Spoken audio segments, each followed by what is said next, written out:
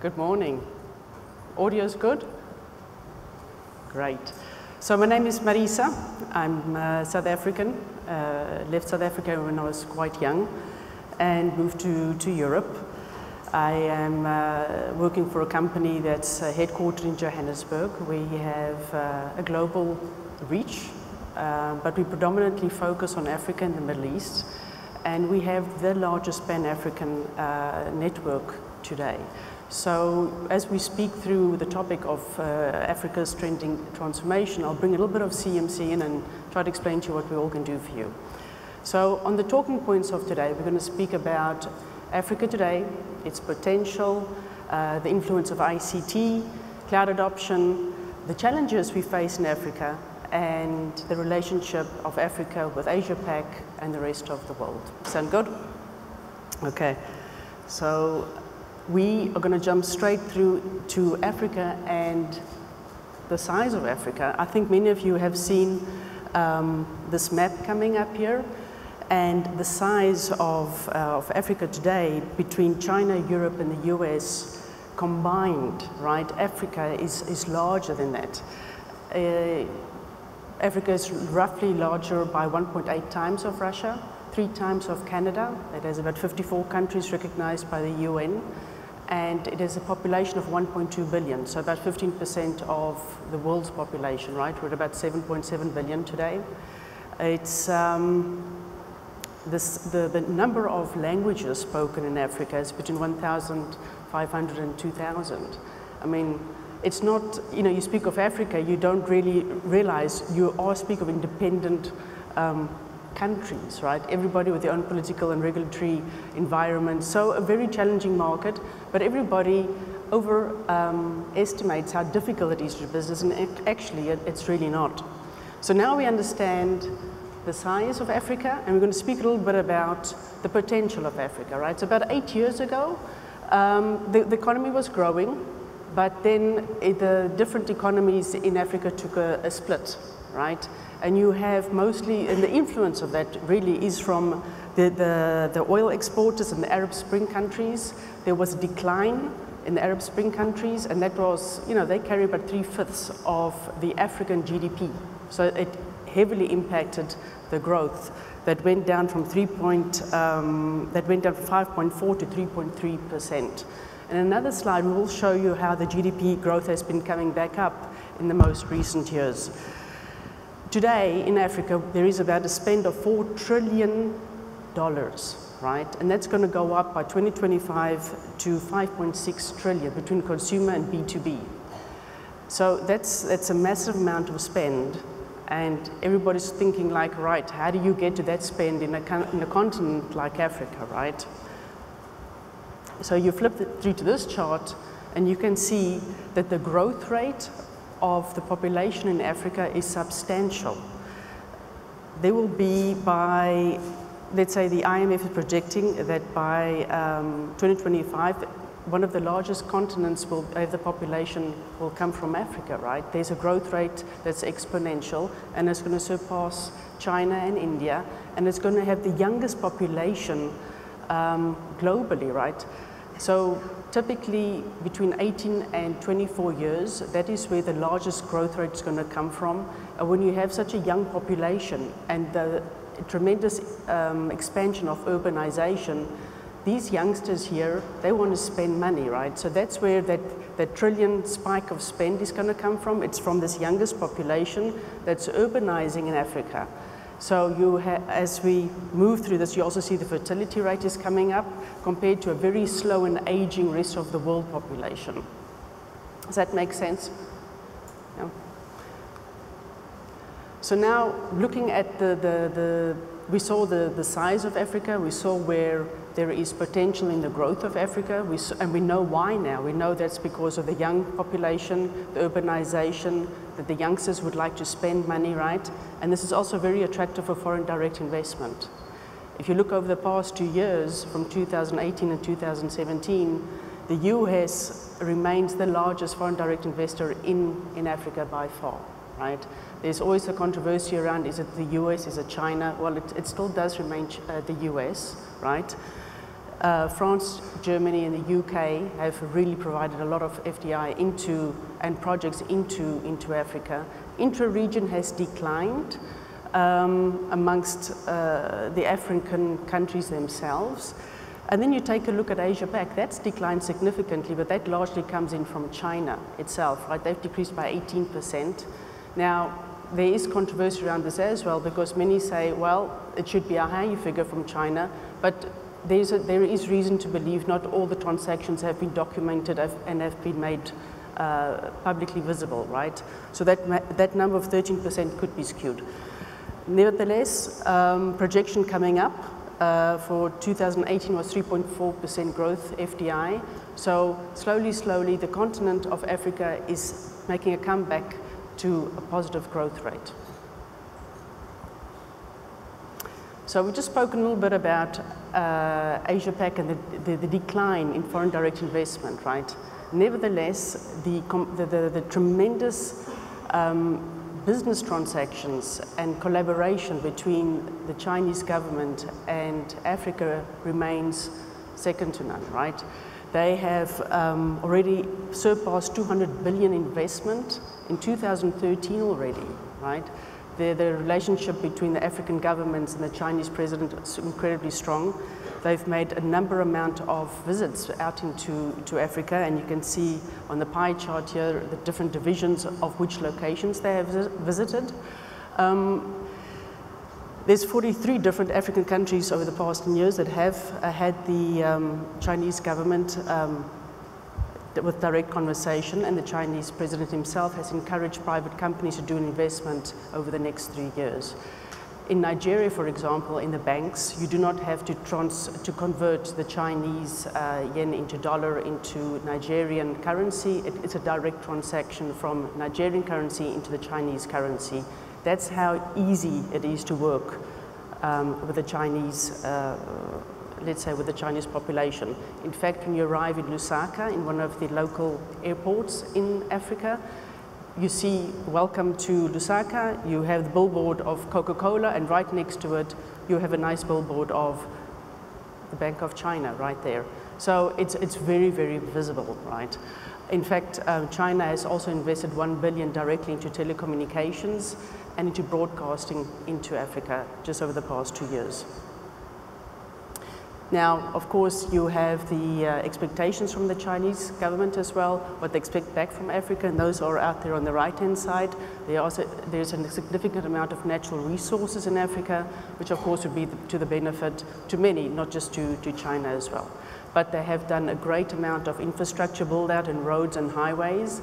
There is a concern again from the IMF and the World Bank on debt distress, but you know, that's another topic. The fact is there's a tremendous amount of growth and input into the African continent. So we've seen now the potential, we've seen the foreign direct investment, we've seen there's a big focus from the other continents and the other governments. And we also see ICT, right? The size of Africa remains very, very challenging. You don't have the infrastructures that way we have in North America or in Europe. So large population is still unconnected, and satellite VSAT remains a dominant and predominant technology for connectivity. However, recently there are about 400 million internet users, which is the second largest population of internet users globally, which is massive, right? And you see the mobile penetration, this is growing at an exponential rate.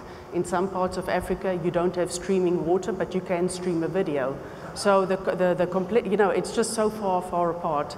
Yet they are very, very well in trend with the ICT, you know, the status of ICT in the different continents. It's very, very comparable in Africa as well. If you look at the industrial revolution that everybody speaks of in Africa, you have the tremendous leapfrogging that has taken place in Africa. In some parts of sub-Saharan geographies, it takes about 2 years just to get a fixed landline. To get a mobile phone takes a couple of days, right? So that is just, landline has gone out the window, nobody focused on that. It's all about mobile phone and internet. So that's the beauty of the African population. They don't have to abide to any norms, and they don't have to go to any standards. They just go with what is needed. So if you see what they've all done and what they've all achieved, if you look at Rwanda, you have really bumpy roads, some areas you can't even drive by car, yet they've got drones, and the drones allows them to deliver blood and medication to a population that you can't even reach for medical doctors, right? So just that, that technology and that drive is very predominant, it's very, very available. Mobile banking, there aren't banks in Africa in many of the demographical regions, right? Many people are unbanked, yet mobile banking has taken off and beats many, many continents in the world. You have chat boxes in South Africa that frees up the representatives for service. Kenya, blockchain, when you're buying a piece of land in Kenya and you try to document that, there's a huge issue with fraud. Many times you want to go back and share and state that you actually own that piece of land, and when the fraud kicks in, people change your names or documentation and you can't prove it's your land anymore. So blockchain is coming in to help the government on that front. Nigeria's AI, there's an app out there just by the sheer size of population of people, right? You have a ratio of 1 to 4,000 for a doctor. That doctor can, as an app, the patient puts in what they feel, the doctor prescribes a diagnosis and the medication, and that's how it solves for everything, right? You're dealing with a whole different set of challenges in a very unique continent, shall I say. And then the iHubs are just completely taken off as well. So the leapfrogging in Africa is tremendous, something that's not been seen, it's unparalleled to even at the Asian continent or North America. So cloud computing today, there's no large hyperscale data centers in Africa, yet we do expect Microsoft and Amazon to come in 2019. And Huawei is also coming in apparently this year into Africa, and most probably in South Africa. So that adoption will be coming through.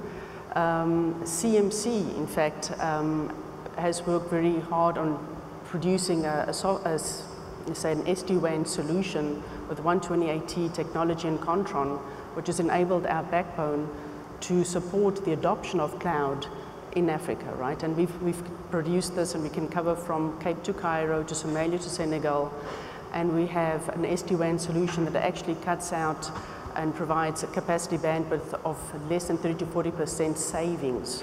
So we've also worked with this 128T technology that allows to support the intermittent and the difficulty of internet connectivity in Africa. Because Africa's got such a large continent, the WAN links are so long, right? So when you have long WAN links, that impacts performance and the reliability. And the distances between different locations is a challenge, right? So the SD-WAN solution that we brought forward is certainly helping for the cloud adoption out there in Africa. If we just take a couple of examples, it has the opportunity of leapfrogging is also there with cloud. However, like I said before, that the public cloud hasn't really come out there yet, but the private cloud is there, and there has been some analysis been performed over the past 5 years where cloud adoption has increased by 50%, and the 3 most predominant countries are Kenya, Nigeria, and South Africa, right? I did a polling on this with the medium to large enterprises, and they found that speed to market, scalability is the most important reasons for cloud on the continent for these main countries. And the budget has really increased. Kenya has focused predominantly from their government perspective on increasing the budgets for cloud computing. All right. So now you have cloud that's coming in, not as quickly as in the other continents. However, you have a huge problem out there in Africa, and that is with the grid, with power, with electricity, right? 37% of the population is not connected to electricity. So here comes another opportunity for the African population, and that is to leapfrog the grid, the electricity, and goes directly to solar panels. There is many examples that I've also gone through and read that some people on the farms or very remote areas have one single solar panel, right, instead of electricity. And these people go, they connect onto the solar panel that charges their mobile phone for mobile banking. It gives them all the connectivity they need for internet, and they don't require electricity. So the solar panels is something that can come in very strongly, and is really required also for data centers, because data centers are going to be heavily impacted by the lack of grid and electricity. And if you look on the map on the right-hand side, you can really see where the connectivity is really, where there's a struggle for electricity coverage, rather, shall I say. Okay, so there's the growth, there's innovation, there's the want from the African population to really drive the ICT trends and to adopt them. Yet there's also a lot of challenges in Africa, right? And that is because of the scale and the size of the population that's growing so quickly. There's a lot of famine, there's a lot of sicknesses. So the insecurity also from the terrorist attacks, from whatever you may be facing over there, there's not the reliability of the security. There's poor governance, there's a lot of unemployment, right? Corruption, as I said, and then the population growth is just exploding over there. So there's a lot of challenges, but there's a lot of unique wins out there as well. So we're looking real quick on the undersea cables. I'll press the right button, there you go. So this is today. As you can see, the subsea cables have come really a long way. And typically the life of a subsea cable is 25 years, between 15 and 25 years. And you can just see that with ACE and WACS coming up as well into Africa, the connectivity between the African continent has phenomenally grown, right? However, as the subsea cables come end of life, there will be the question of whether there will be an increase in pricing, whether there will be more drive for dry cabling on the continent of Africa. So there is the question of how will they replenish the subsea cables that are actually complete and full? Will they increase them? The utilization question does remain. Okay, so just speaking and closing up on the future of ICT in Africa, you know, there is a lot of investment, foreign direct investment, there's a lot of focus, a lot of different projects, the IABs coming in from external continents. However, as people fund the African continent, there's a lot of revenue and money that's also being taken out, right? So there is the question of how does the business stay? How do we attract and retain the business in Africa?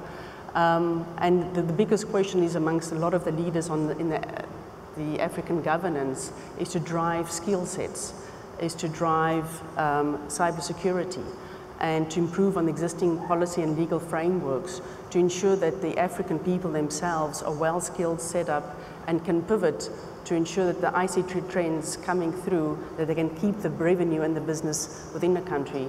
And that's the only way that the digitalization can help and make a growing and a positive growth on the African continent. I think that's it from my side. So I hope you enjoyed the conference, and if there is anything we can do to speak to you about CMC networks, I'll be happy to engage with you after the session. Thank you.